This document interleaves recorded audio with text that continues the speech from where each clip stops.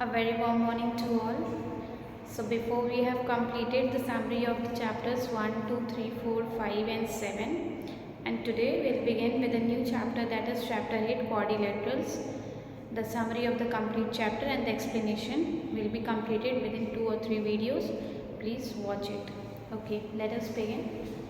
Chapter 8.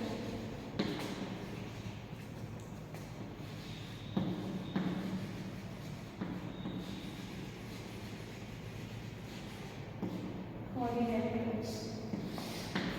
Okay. So in the complete chapter, we'll discuss the summary, what we have to discuss in the complete chapter. Okay. First, we have to discuss what is the meaning or what is quadrilateral.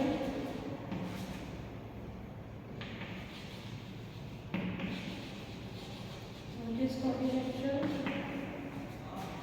Second, we will discuss about the angle sum property. Angle sum property. Okay, angle sum property of quadrilateral. Then third, we will discuss about different types of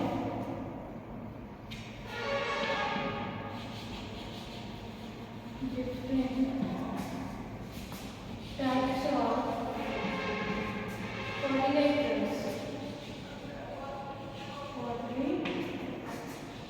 Quadrilaterals. Then we will discuss about point number 4, that is properties in the form of properties of quadrilateral in the form of theorems. In the form of theorems. Okay, these are the basic 4 points we are going to discuss. The point number 1, that is what is quadrilateral, then the angle sum property, third different types of quadrilateral, and the properties of the quadrilateral on the basis of the theorem. We will discuss each and every step one by one. So moving to the first point, what is quadrilateral? Okay, let us discuss the basic definition of quadrilateral. Point number 1, what is quadrilateral? Okay, a plane figure bounded by 4 line segment. A very simple definition it is, we can say a plane figure bounded by 4 line segment. Okay, this is a plane figure bounded by 4 line segment. Mark it as a B, C and D. Mark it as a B, C and D. So a plane figure bounded by a 4 line segment is known as quadrilateral. Okay. So this is the basic definition of quadrilateral. From this figure, what conclusion we can take out? We can say that it has 4 vertices. It has 4 vertices, that is A, B, C and D. What else we can find out? Yes, it has side A, B, C, D and DA. What else? Means vertices A, B, C, D, sides A, B, C, D and DA. What else we can say? It has angles also. Angle A, angle B, angle C and angle D. Okay. It has angles also. What else? We can say it has diagonals also. Diagonals. The diagonals are AC and BD. AC and BD. AC and BD are the diagonals also. What else we can say from this figure? We can say that angle A and angle C are the opposite angles. Yes, we can say. I am writing it here. Here I am writing angle A and angle C, whereas angle B and angle D, they are the opposite angles. They are opposite angles. I think 5 points we have written with the help of definition of quadrilateral. One more point we can take, the adjacent sides of the consecutive sides. So we can also say that the quadrilateral has adjacent sides, the consecutive side which is AD and DC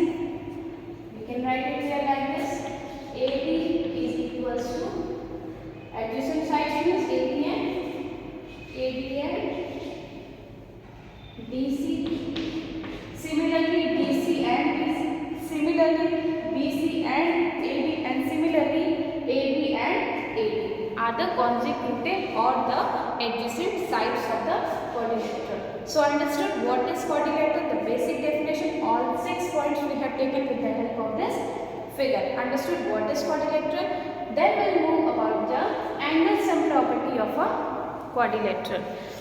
Then we will move to the angle sum property of a quadrilateral.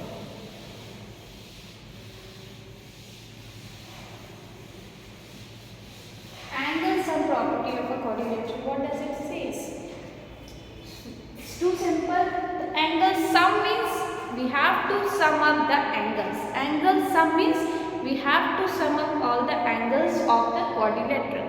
So we can say angle A plus angle B plus angle C plus angle D is equals to 360 degree. How can we say that it is a 360 degree? Because if we will observe this figure, the figure of a quadrilateral, each angle will be 90 degree. So 90, 4 times of 90 will become 360 degree. So this is the angle sum property. Wherever in order to prove the theorem it is required, we will use it. Okay, angle sum property say angle A, angle B plus angle C plus angle D is equals to 360 degree. Now the third is the different types of quadrilateral. Very important. This is the base from where we have to start the complete chapter, and with the help of point number 3 we can prove each and every theorem properly. Okay, point number 3, different types of quadrilateral. Okay, let me erase it. Board is short. Different types. Okay, now we will discuss about the different types of quadrilateral. Okay, number 1 we can say it is a parallelogram. Okay, the short form I am writing. Parallelogram. Then we have rectangle. Then we have square. Fourth one it is rhombus.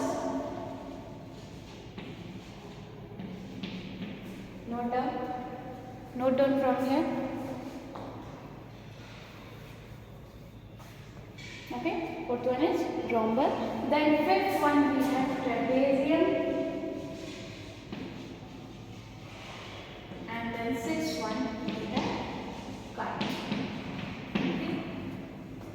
Okay, one by one we will discuss the properties of each of the following types of the quadrilateral. Okay, first one is a parallelogram. You write it in your notebook. I am dictating you what is the property of a parallelogram. Write it in advance because board is short and every time I need to erase the board, so which is not possible. So right now for the parallelogram, the properties of a parallelogram, please write down. A quadrilateral, write down, a quadrilateral whose opposite sides are equal and parallel. Whose opposite sides are equal and parallel. Okay, in the short I am writing it here only. Opposite side means AB is parallel to DC and AB is equals to DC.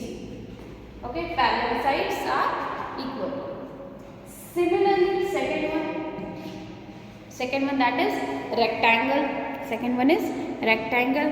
What we can say about the rectangle? Simple, we can say for the rectangle we can say each angle is 90 degree. Very simple. For the rectangle we can say whenever we have to prove the theorem, we have to use these type of properties for the particular shape. Okay.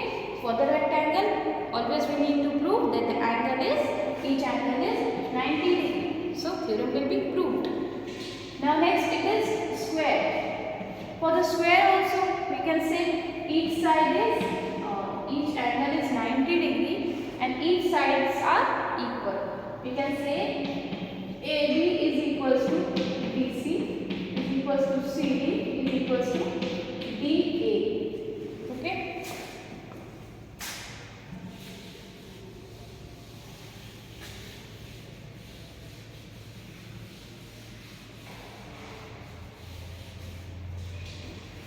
We can say for the square AB is equals to BC is equals to CD is equals to DA.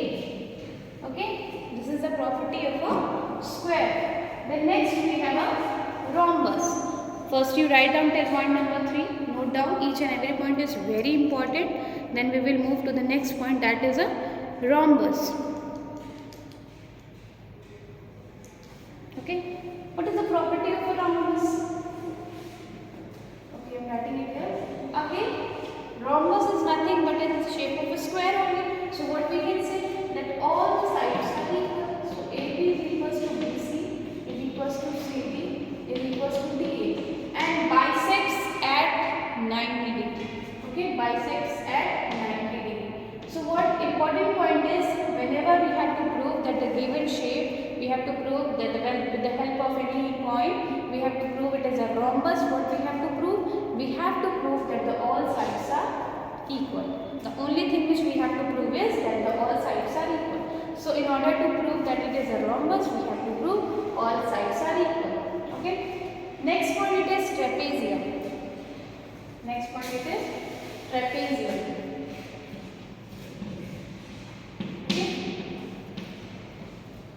Trapezium.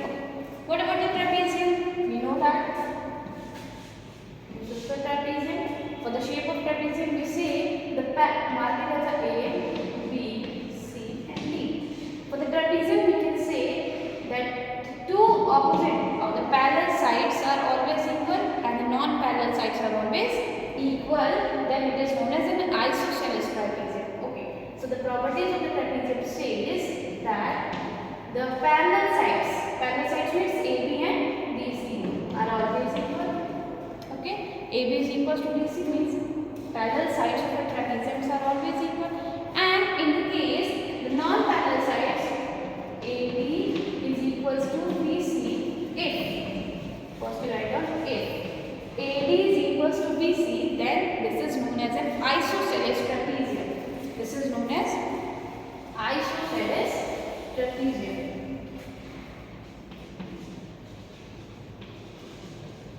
Isosceles trapezium. Okay.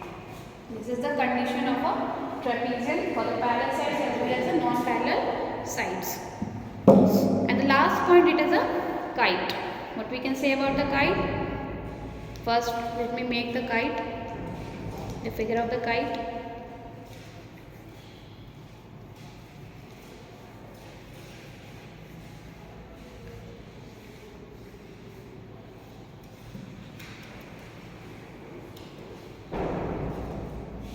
This point number 6 is very rare. Hardly it asks in an exam or for the syllabus of class 9. But still, we need to discuss it. The property of kite. Maybe 1 or 2 questions are there in the exercise problem. But the rest 5 points are very important, which is always applicable in order to solve your theorems. Okay? Okay, point number 6, that is kite. Like this only. Mark it as A, B, C, and D.